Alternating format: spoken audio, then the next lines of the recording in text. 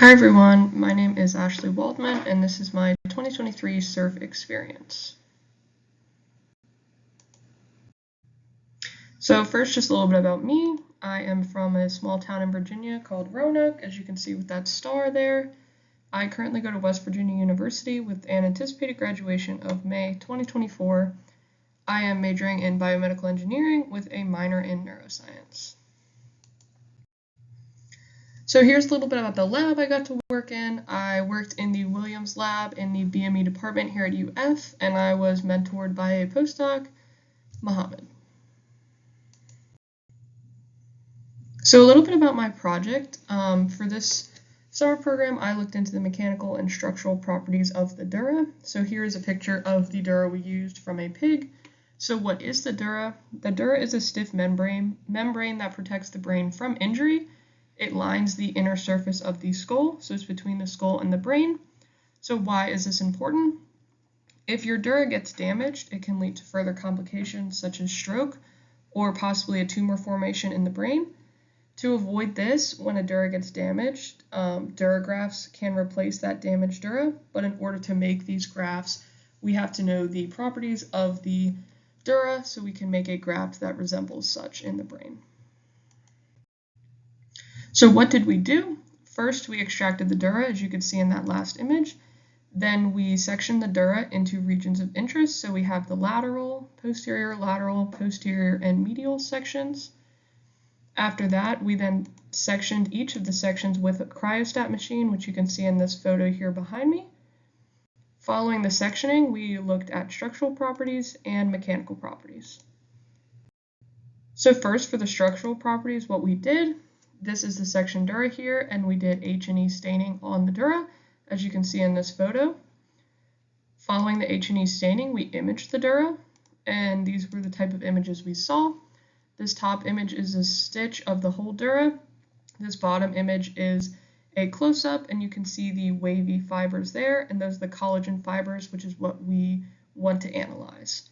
For the mechanical testing, we used an AFM machine, as you can see here.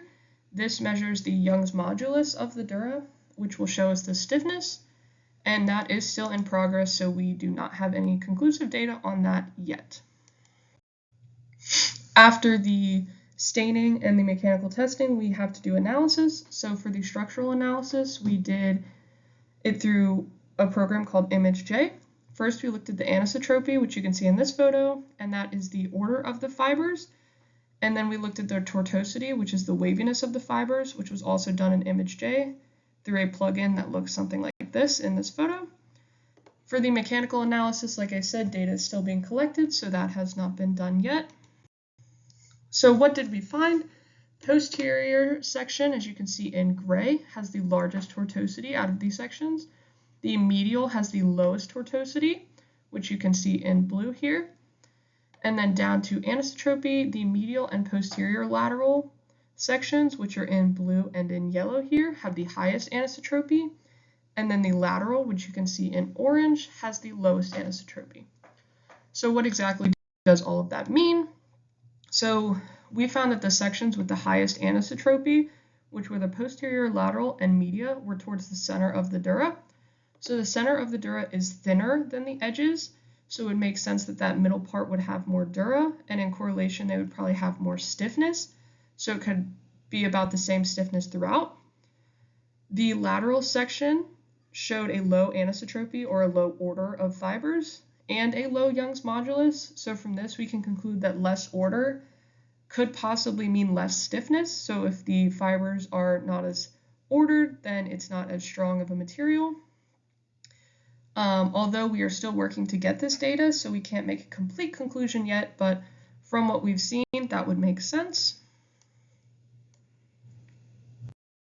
So this is just a little bit about my summer experience I had here in Gainesville. We went to some baseball games, we got to try a lot of new and fun restaurants. We got to go to the beach a few times, and I was able to meet a lot of people from all different places, and it has just been a great summer experience in Gainesville. Here are some acknowledgements. I wanted to thank everyone in my lab, especially my PI, Dr. Williams, and my mentor, Mohammed.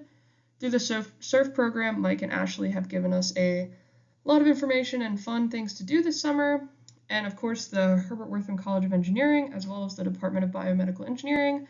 So I just want to say thank you to all these amazing people for a great summer I will never forget.